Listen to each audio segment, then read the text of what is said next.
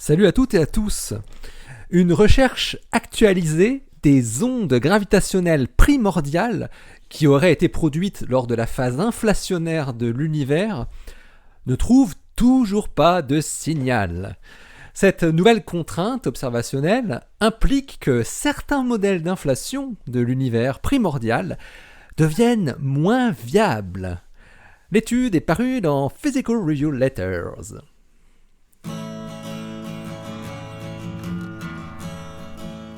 Astronomie, astrophysique, cosmologie, astroparticules. Ça se passe là-haut, par Eric Simon. Les cosmologistes s'attendent à ce que les infimes fluctuations de densité primordiale soient accompagnées de fluctuations dans le tissu de l'espace-temps lui-même. Ces ondes gravitationnelles pourraient être observées à travers un signal de polarisation dans le fond diffus cosmologique, ce qu'on appelle le CMB. La collaboration BICEP-Keck, qui a été à l'avant-garde de la recherche de ce signal, publie aujourd'hui ses nouveaux résultats montrant aucune preuve d'onde gravitationnelle primordiale. Les chercheurs de la grande collaboration internationale en tirent bien évidemment des limites sur les paramètres du modèle, qui vont plutôt à l'encontre des prédictions des modèles inflationnaires. Donc, soit nous nous rapprochons rapidement d'une détection, ou au contraire d'un changement de paradigme. Une détection robuste d'ondes gravitationnelles primordiales, ou reliques, confirmerait que l'univers a été façonné par un mécanisme d'inflation.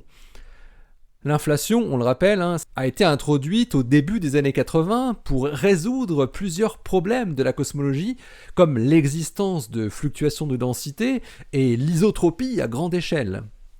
La théorie de l'inflation est aujourd'hui largement acceptée et paraît plausible pour expliquer les débuts de l'univers.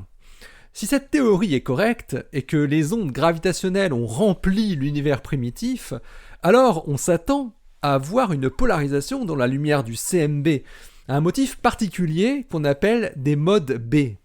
On s'en souvient, en 2014, l'expérience BICEP, déjà elle, qui exploite un télescope installé au pôle sud, avait annoncé, avec pas mal de bruit, la détection de mode B. Mais le signal s'était finalement avéré n'être que le résultat de la poussière de notre propre galaxie, produisant un effet semblable à celui attendu sur le CMB. Cet échec médiatique n'a pas refroidi les chercheurs et les a incités à concentrer leurs efforts sur toutes les sources de bruit pouvant parasiter leur signal utile, notamment la présence de poussière interstellaire.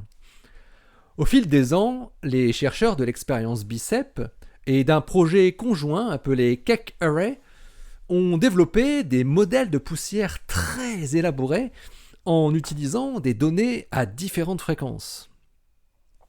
Dans ce type de mesure, la modélisation correcte de la poussière qui se trouve en avant-plan est cruciale. La poussière interstellaire ou intragalactique est le signal le plus gênant dans le ciel.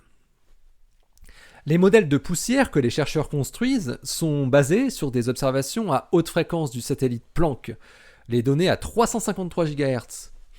Pour la première fois, les observations imposent des contraintes sur tous les paramètres du modèle de poussière. Et l'analyse des chercheurs de BICEP-Keck montre que leur modèle reproduit avec une très bonne précision le comportement de la poussière. Ils peuvent donc éliminer efficacement la contamination du signal par cette poussière. En éliminant la contribution estimée de la poussière, la collaboration BICEP-Keck a ainsi pu établir une limite la plus contraignante sur la contribution des ondes gravitationnelles primordiales dans le signal de polarisation. Cette limite est donnée en termes de rapport tenseur sur scalaire, un paramètre appelé R, qui caractérise l'amplitude des ondes gravitationnelles par rapport à celle des ondes de densité. Avant les premiers résultats de BICEP-Keck, le rapport tenseur sur scalaire était connu pour être inférieur à 0,11, déterminé sur la base des observations du CMB par le satellite Planck. Avec les données BICEP-Keck, la limite supérieure est tombée à R inférieur à 0,09, en 2016, puis à R inférieur à 0,07 en 2018. Le nouveau résultat, paru aujourd'hui, qui porte sur une campagne d'observation effectuée en 2018, abaisse encore la limite, mais d'un facteur 2 cette fois-ci. R est inférieur à 0,036. Pour atteindre une telle amélioration, les chercheurs ont combiné leurs données obtenues à 3 fréquences différentes, 96, 150 et 220 GHz, avec des données d'archives sur le CMB du satellite Planck et de son prédécesseur WMAP. Et cette nouvelle limite du rapport tenseur sur scalaire a un impact sur les modèles d'inflation. Les différents modèles d'inflation font en effet des prédictions différentes pour R, car le rapport est lié à l'échelle d'énergie de l'inflation. Pour une grande classe de modèles d'inflation, désignés sous le nom de modèles monomiaux, c'est-à-dire des polynômes à un seul terme, le rapport tenseur sur scalaire est relativement important et s'échelonne comme 1 sur n, où n est supérieur à 40. Cette classe peut alors commencer à être exclue.